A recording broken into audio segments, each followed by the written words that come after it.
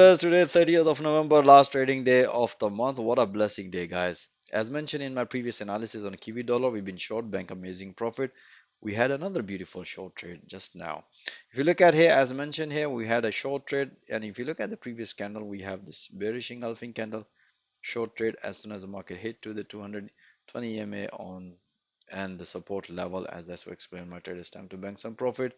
How I did, as you have seen in my previous analysis, we explained we had the short trade, bank some profit, and afterwards, and this is the New York session just before the news. As explained, if the market is going to break and give us the confirmation, then long, otherwise high probability is a short trade. Here we have another short trade as soon as the market hit to the previous low level.